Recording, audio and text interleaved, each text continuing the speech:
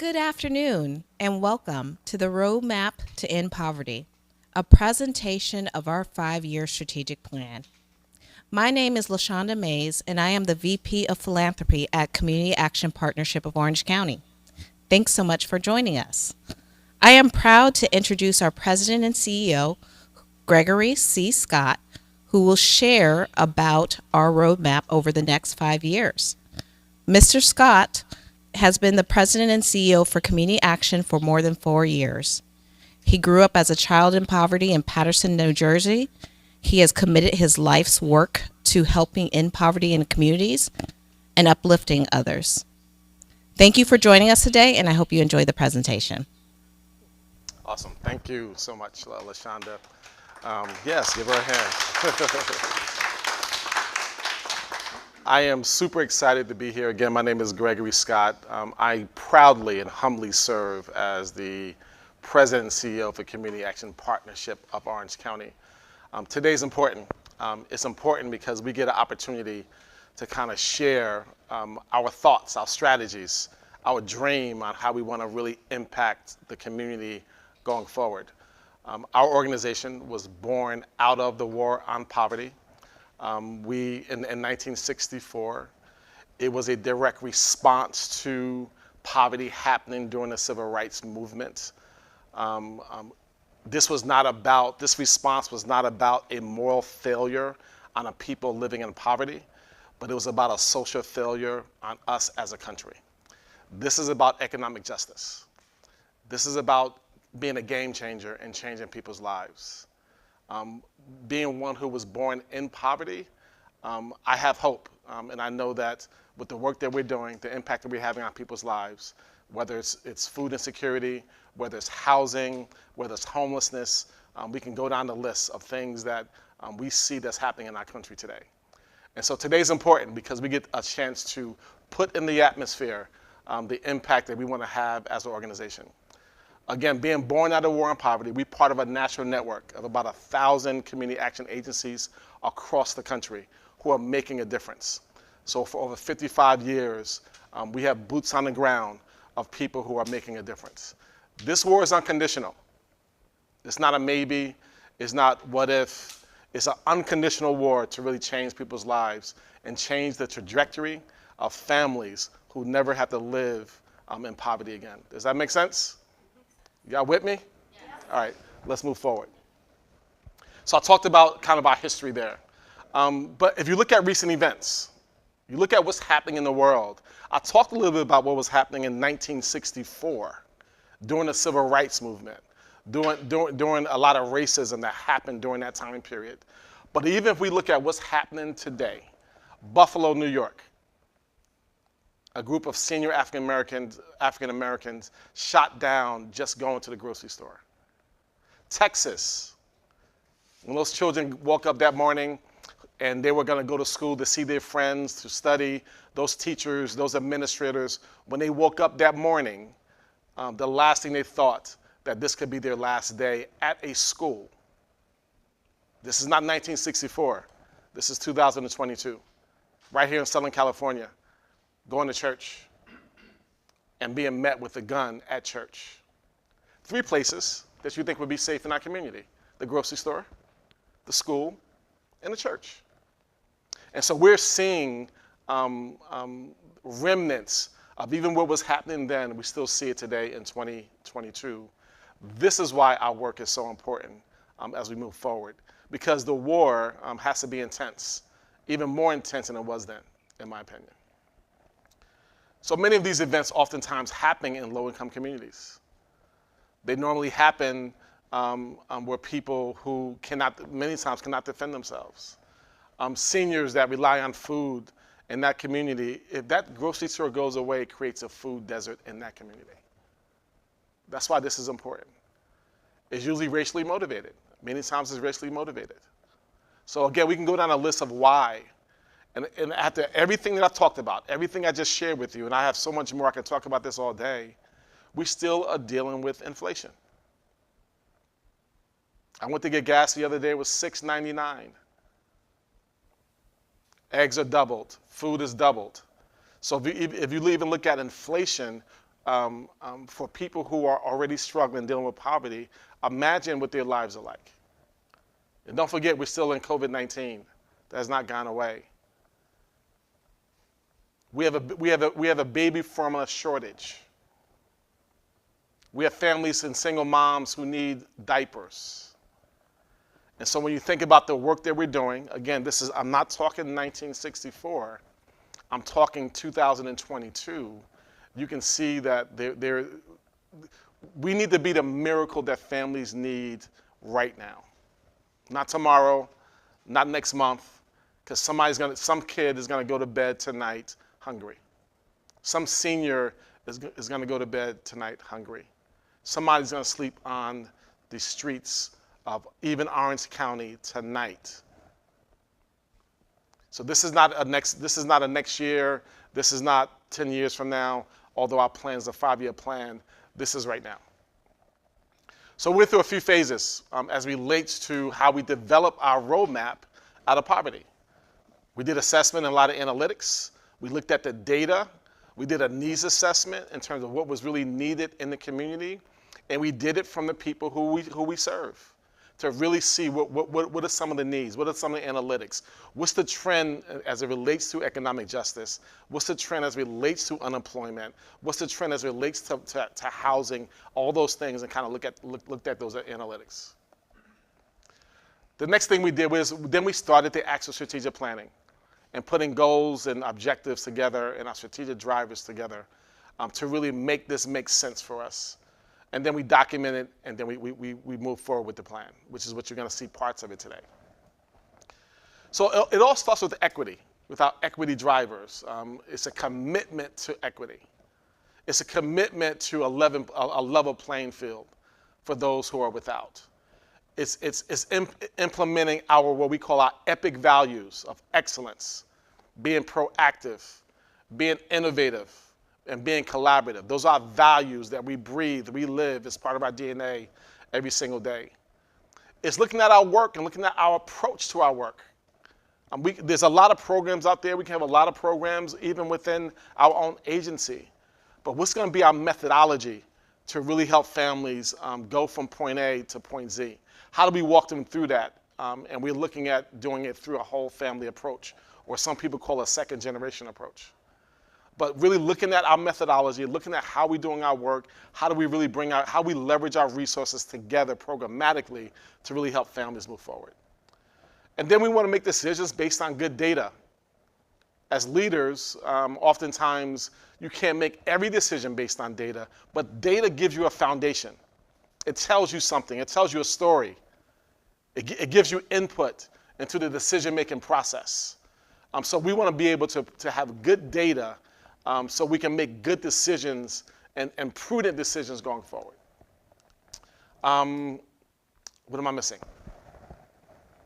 And then we obviously want to be an advocate for poverty.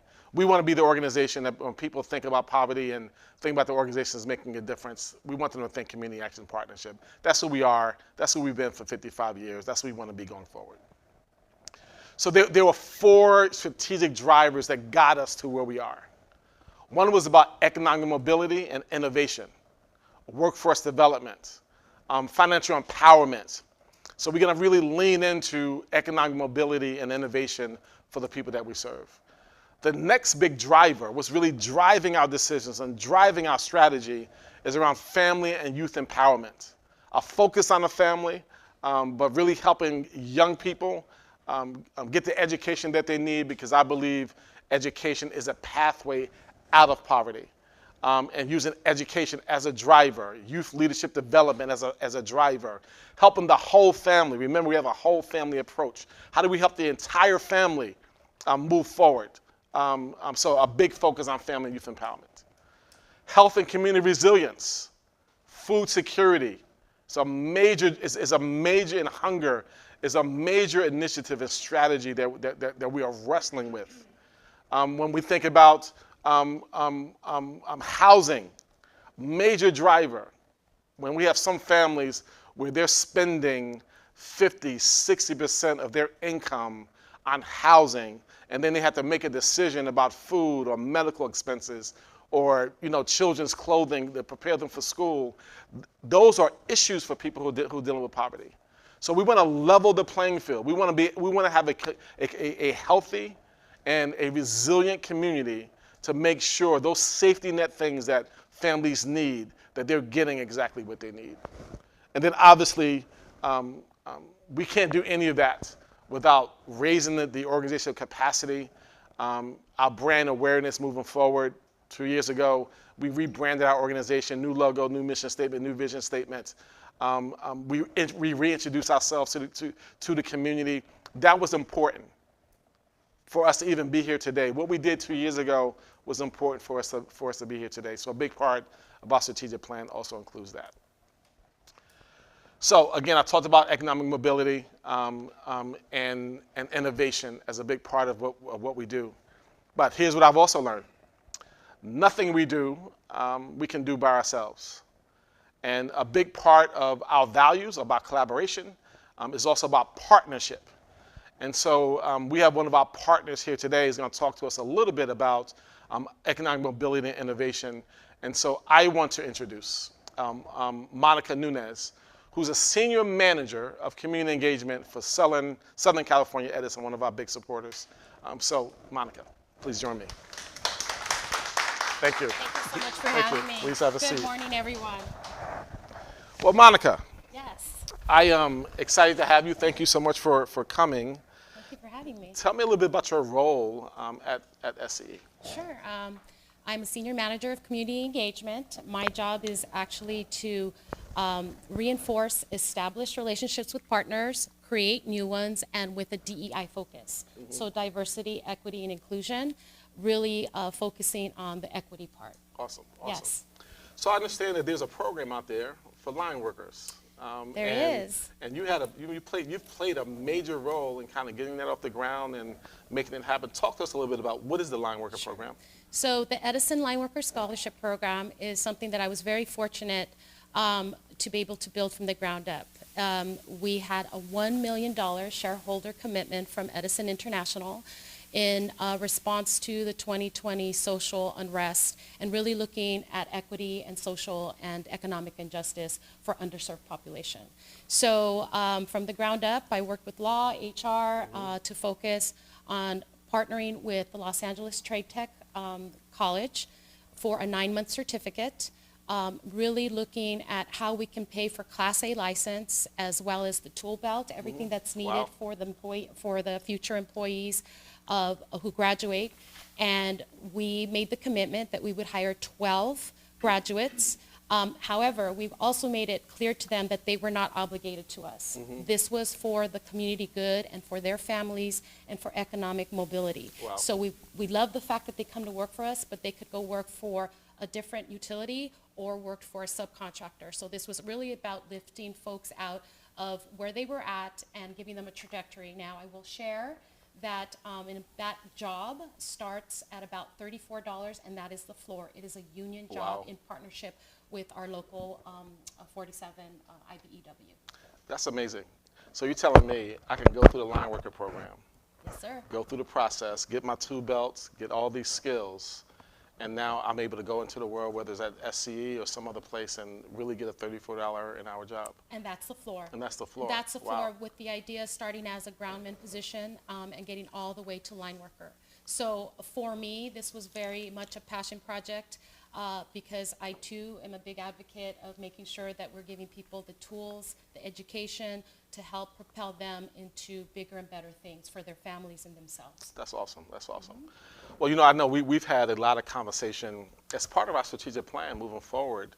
I'm looking at economic mobility, and if there was an opportunity to bring this line worker program to Orange County, is that possible, and what would that look like? So I'm all about the art of the possible. When I started researching this, there were a few things that came up that we absolutely needed. You need a partnership with funders. They are the lifeline of every program.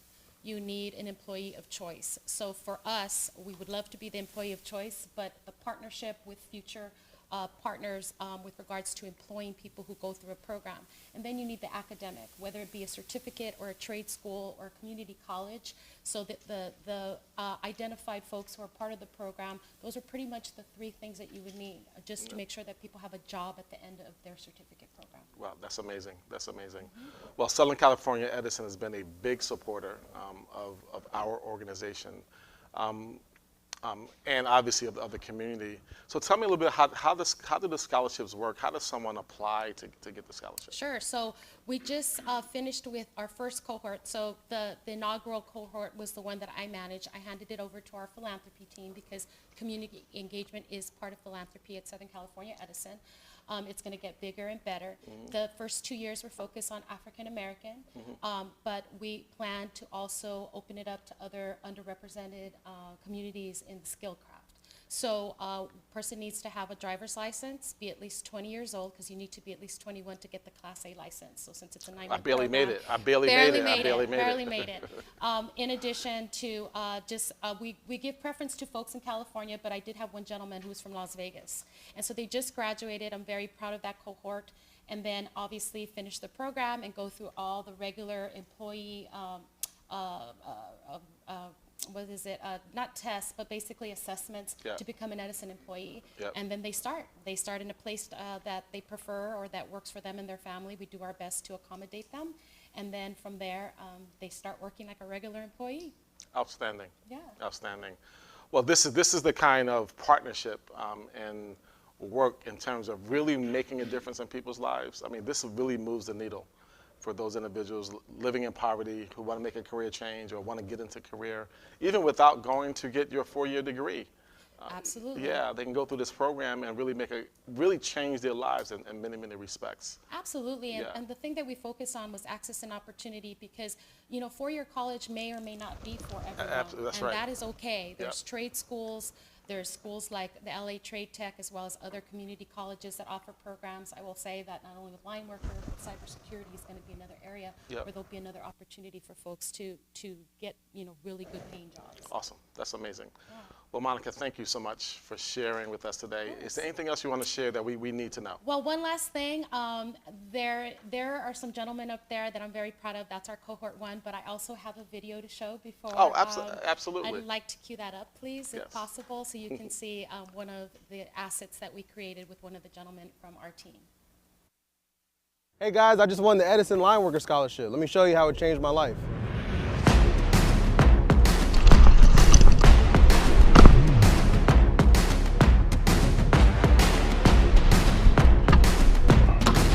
Coming up. Come on, Ladybug. If you want to change your life, check out the Edison Line Worker Scholarship Program.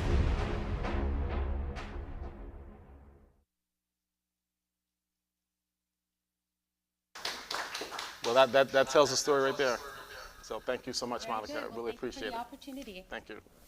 Let's give Monica a big hand.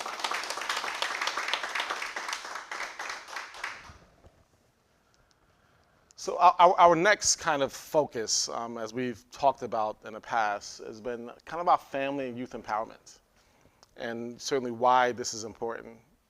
We know that when you look at statistics, that children who start out, that's why we have a Head Start, and we have some of these other programs, because we know that when children start out well, the trajectory of where they go, especially from an education perspective, is really important. And so a big focus of ours is on, and then there's youth development. There's a lot of brilliance, I believe, that's in our communities that we need to tap into. And as I said earlier, education, I believe, as we can see, is a pathway out of poverty, and does not necessarily have to be a 4-year college, although that's important. I'm an advocate of that. And a real focus on families and making sure that families are getting everything that they need.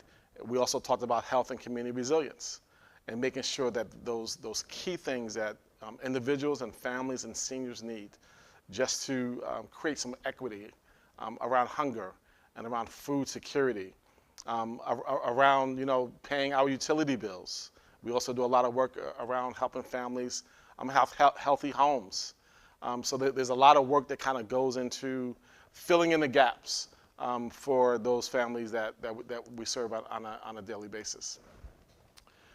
So next, we have my next guest. I like having guests. This is kind of cool. We should do a show like this. This is kind of cool. But I like having guests. So my next guest is from Optima, which is one of our partners in the community as well. And so I want to introduce the Community Relations Manager, Tiffany Kaya Kamanu. Tiffany Kaya Kamanu. So let's give her a hand. Thank you. Thank you. Thank you. I was practicing, so. He did it. It rolled off your tongue. Yes. You did a great job. Well, Tiffany, thank you so much for being with us today. Tell me a little bit about what you do at Optima. Well, thank you. First and foremost, I just want to thank you both. I mean, this is an amazing event. I'm so inspired to be a part of this event and hearing the messages of really working together as a community. So thank you. We're extremely grateful. So I am the Community Relations Manager at CalOptima, and as many of you know, CalOptima, we administer the Medi-Cal benefit to Orange County residents.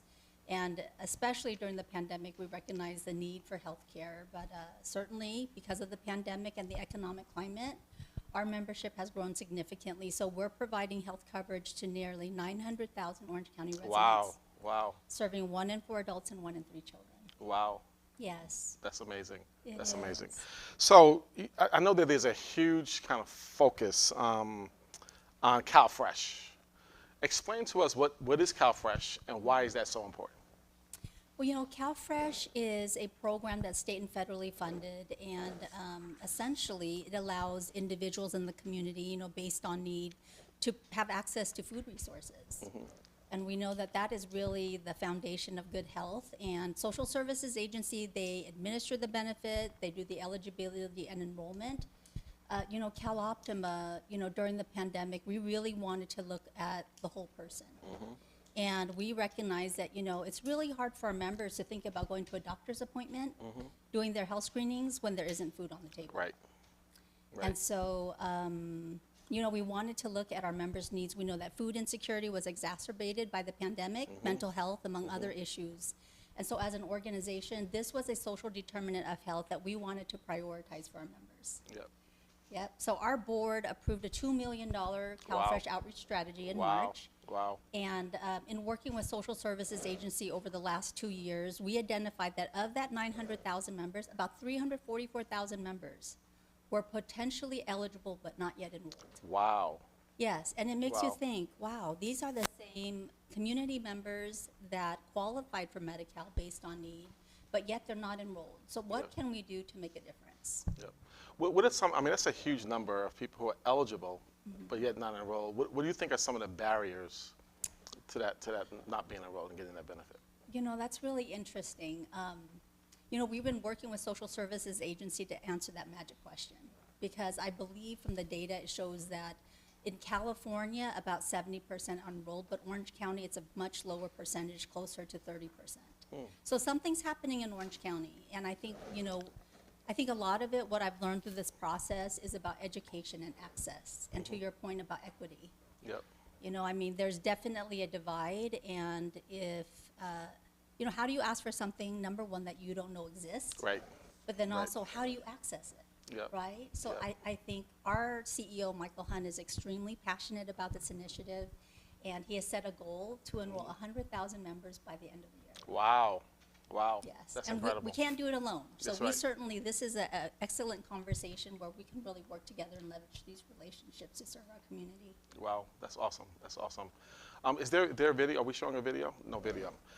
So tell me more how the community, you know, I know we're partners together, but tell me more about how the community can really rally around this initiative. You know, there's a lot of things that I think the organization has prioritized in terms of working together. I'll share a little bit about our strategy and where we work together in the community very broadly. If you could go back to the last slide. So, you know, when we launched this strategy, it was approved in March, and in April, we launched this strategy, and it was very comprehensive, right? Because we wanted to reach our members, our provider community, our doctors, CalOptima staff. We needed to educate our staff about it, and also community stakeholders. Yep. So there were several activities that we established, one of it being a warm line transfer. Because what we recognize is that our members have these additional challenges and barriers. And so the 344,000 members were flagged in our system. So like the member-facing departments like customer service, population health management, case management, when they interacted with our members, it was an opportunity to share information about CalFresh and then get them connected to a live person, because Wow. that's where we close the loop. That's right. You know, it's like educating, but ensuring that they are speaking to a live person. And so this warm line transfer allowed our members to not have to wait in the main queue, just knowing that they may have additional barriers to close the loop. And then we also did a direct mailer. So those of the 344,000, we did a direct mailer to 226,000 Wow. households. Wow. We launched an outbound call campaign. We were calling members directly.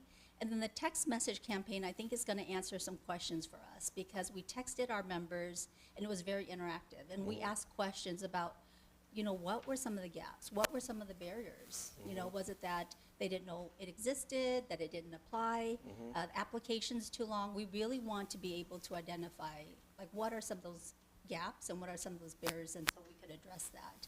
And then, of course, we're working with our doctors and provider community, because they are the trusted messengers, Yep. right? That's It's right. it's so important to have that conversation about health and nutrition. And so we developed some collateral material, posters and whatnot, so you'll start to see it in the doctor's offices. So as you're waiting for your appointment, you have an opportunity. You see it right there. Yeah. Yeah, to learn about the program, and also to, you know, to apply.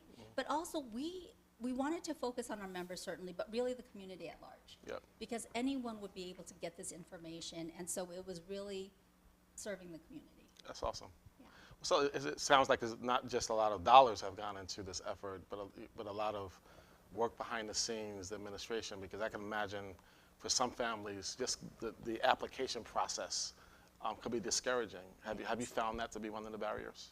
Yes, that's fantastic that you asked that, because it leads me to our next slide, which is that, you know, part of the things that we've learned, I think, at CalOptima and just through these events is we can't wait for the community to come to us. We really need to go to the community and serve the community. And so CalOptima, we're hosting 4 CalFresh enrollment events.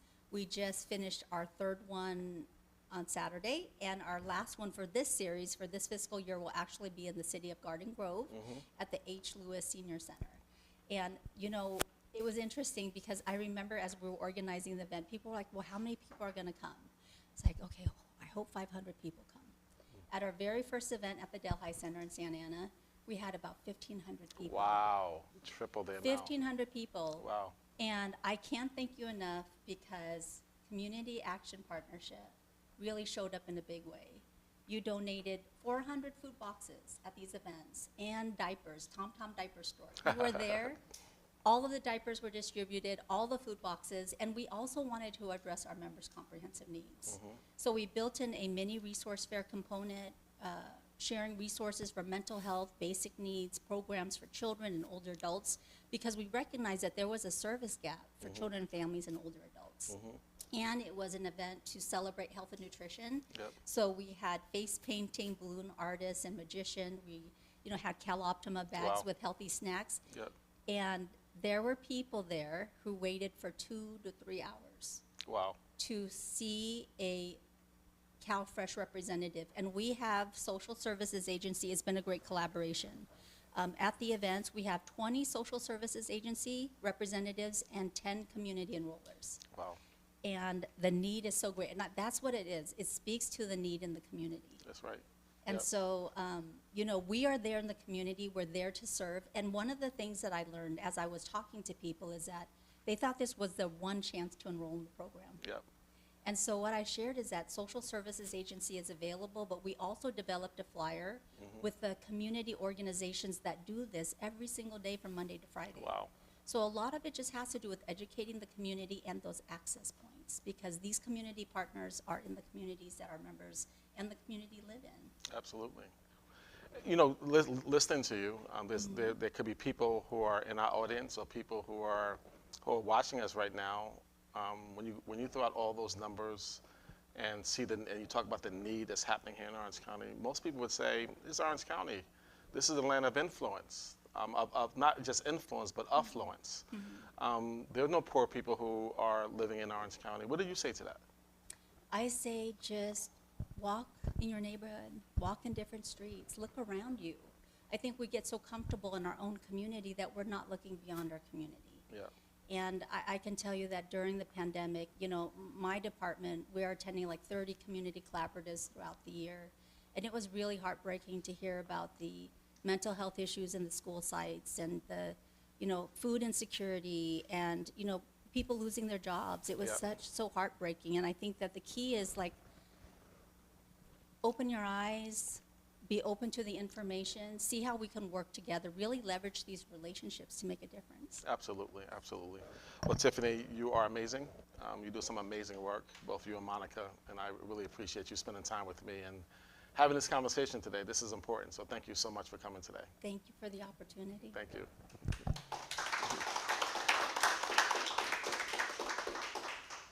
So, you know, as you can see, it's not just about what we're trying to do as an organization, but really, how do we really be a partner in this organization and in the community? And by bringing on, these are just two examples of the many partners that we have. We have hundreds of partners that we work with on a daily basis. But we can't have the type of impact we want to have without our partnership and the information. 344,000 families who are eligible and individuals who are eligible who have not accessed this resource. And so that's a big part of our strategic plan going forward, to make sure that those people who need that resource, and that's just one resource. There's other resources out there too that people are not accessing. And so we want to make sure people get what they need so that they can really change and have a strategy and a goal and really change their lives. None of that happens without us really looking at our organization. And we've been around for 55 years. And so one of the things and one of the goals that we're really focused on is, if we want to do something different, how do we look different? How do we really raise the organizational capacity through our teams, making sure that we're doing a lot of training and we are really sowing into what I think is our most precious commodity, which is our teams, and make sure that they're getting the skills that they need to meet the demand. This is not 1965 or 1964, this is 2022.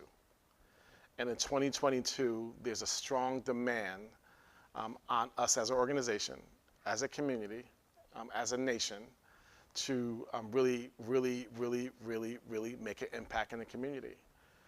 If that demand is there, we want to make sure organizationally that we are sowing into our teams. We're looking at our organizational structure. We're looking at how we do fundraising. We're looking at our branding, our board development, all the way around to make sure that we are a strong organization. So ultimately, it's about how do we now put that excellence right back into the community and the people that we serve.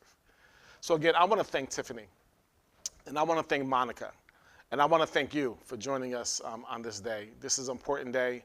We got a chance to breathe, let you know what our kind of insight into our 5-year strategic plan.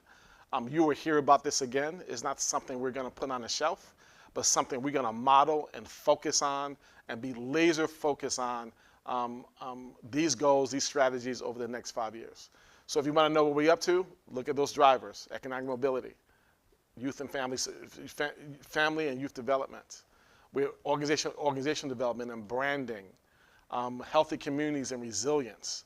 That's what we're up to as we move forward. And so we appreciate you joining us in that miracle that we want to perform in our communities going forward. So again, thank you, Cal Optima. Thank you, Southern California Edison. Thank you for joining us today. And as you're going to see, if you have questions or anything or comments, or you want to get involved, you can see my email address there. And also LaShonda Mays, we call her Money Mays. LaShonda Mays, who leads our philanthropy and all of our revenue and all of our resources come into the organization. doing an amazing job. She also oversees our marketing and our branding. She's a great partner for us. So if you have any questions or on anything on that level, please don't hesitate to reach out to us. So again, thank you so much for joining us today, and we will see you soon. Thank you.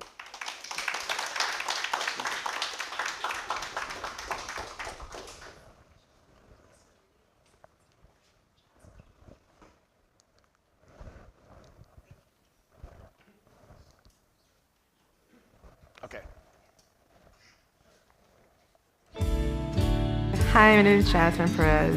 I'm an ongoing member of the Almadina Family Research Center for as long as I can remember. And I've been going here, and even now I still continue to assist and trying to help as much as I can. My mom would say like I was like around 3 or 4 years old. She would just hold me on the stroller and come here to get some of the food they would give out because my parents didn't have a lot of money. We couldn't afford that. So my mom would, she found by word of mouth that they would get free food here. A lot of school materials are really expensive nowadays. At a young age, I was very aware of that. Signing up for the backpack early on was such a big, an urgent matter for me. Toys for Tots, which was around Christmas time. Toy for Christmas wasn't always available for us. And just getting like a present, it was a very happy moment for me and my brother especially. Around senior year, junior year, from the get-go I knew I wanted to go to college. It was just something I didn't know how to pursue at the time because none of my parents went to college. Just coming to the center, I knew they were more than willing to offer that help for me, especially for my brother and I. I started college in 2016. I graduated in 2020. It was honestly a very big milestone because that's what I've always worked towards. I decided that I wanted to be a nurse. It's going to have a major effect on our community, especially patients that are Spanish speakers and aren't able to have that communication with their providers. And I would like to be a contributor to their well-being.